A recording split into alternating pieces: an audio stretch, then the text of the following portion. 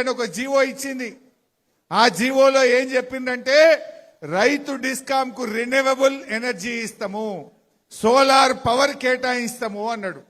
Solar power పొద్దుగాల ఎండగొడితే 7 గంటలకు వస్తుంది, సాయంత్రం 5 గంటలకు బంద్ అవుతుంది.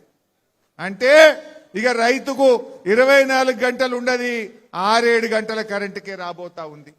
అంటే రేవంత్ రెడ్డి ఈ రైతు డిస్కామ్ పేరిట 24 గంటల ఉచిత కరెంటుకు ఉరేస్తున్నాడు, రైతుల్ని ఆగం చేస్తా ఉన్నాడు. అయినా ఇంకా రైతులు ఎవరు నోటేస్తారా?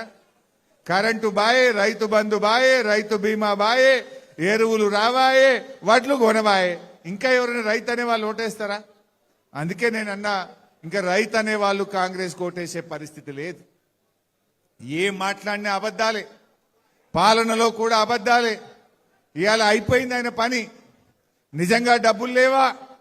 విద్యార్థులకు ఫీజు రియంబర్స్మెంట్ ఎగబెట్టేసిండు. 4000 పెన్షన్ ఇస్తాని అవ్వ తాతల్ని మోసం చేసిండు. మహిళలకు 2500 ఇస్తాను మోసం చేసిండు. మరి ఇవన్నీ లేవా? ఉన్నాయి డబ్బులు. రేవంత్ రెడ్డికి మనసు లేదు. ఏడ ఖర్చు పెడుతుండు రేవంత్ రెడ్డి?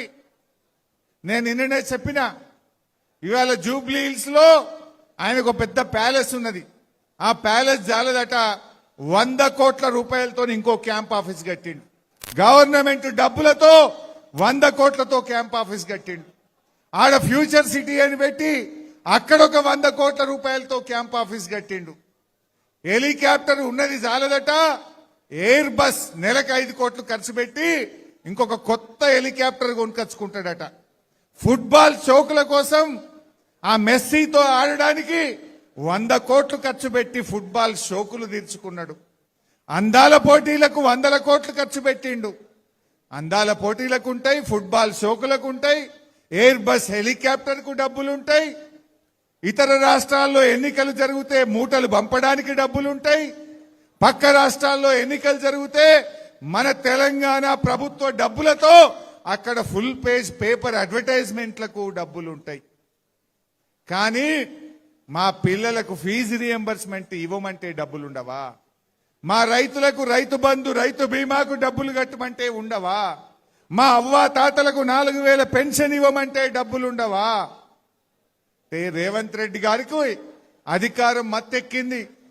మొన్న ఎప్పుడు అన్నాడు కదా హిట్లర్. రేవంత్ రెడ్డి గుర్తుపెట్టుకో, నీ హిట్లర్ పాలనను అంతం చేయడానికి ప్రజలు కంకణం కట్టుకున్నారు. నీ నియంత పాలనకు అంతం కావడానికి రోజుల దగ్గర పెట్టాయి. లెక్క పెట్టుకో మిస్టర్ రేవంత్ రెడ్డి అని నేను చెప్తా ఉన్నా. ఈ రేవంత్ రెడ్డి విషయం ప్రజలకు అర్థమైంది. మొన్నెక్కడో మాట్లాడిండు, బీఆర్ఎస్ పార్టీకి మలతాప ప్రతిపక్ష హోదా రాదు అన్నాడు. నిజమే కదా, మనకు ప్రతిపక్ష హోదా ఎందుకు? పాలకుల పక్ష హోదా రాబోతా ఉంది. ప్రతిపక్ష హోదా రాదు, పాలక పక్ష హోదా వస్తుంది. నీకు నీ పార్టీకి డిపాజిట్లు గల్లంతైతే గుర్తుపెట్టుకో రేవంత్ రెడ్డి అంటున్నా. ఈ మధ్య మీరు గమనించి ఉంటారు, ఢిల్లీలో ముఖ్యమంత్రి కేజ్రీవాల్ ఓడిపోయిండు, ఆయన ఎమ్మెల్యేగా ఓడిపోయిండు, ఆయన పార్టీ ఓడిపోయింది. బెంగాల్లో పోతే మమతా బెనర్జీ గారు ఎమ్మెల్యేగా ఓడిపోయిండు, ఆయన పార్టీ ఓడిపోయింది. తమిళనాడు పోతే స్టాలిన్ ముఖ్యమంత్రి ఎమ్మెల్యేగా ఓడిపోయిండు, ఆయన పార్టీ ఓడిపోయింది. రేపు తెలంగాణలో కూడా రేవంత్ రెడ్డి ఎమ్మెల్యేగా ఓడతాడు, ఆయన పార్టీ కూడా ఓడిపోతుంది. గ్యారంటీ మళ్ళొచ్చేది కేసీఆర్. ఎక్కడ పోయినా ప్రజలది ఒక్కటే మాట, కాంగ్రెస్ పోవాలి, కేసీఆర్ రావాలి. ఇలా అందరికీ ఇది అందరి మాట. విద్యార్థుల మాట, నిరుద్యోగుల మాట, రైతుల మాట, అవ్వ తాతల మాట, అక్క చెల్లెళ్ళ మాట, మాట ఎవరిదైనా అందరిది ఒకే మాట, మళ్ళీ కేసీఆర్ రావాలి, బీఆర్ఎస్ రావాలి.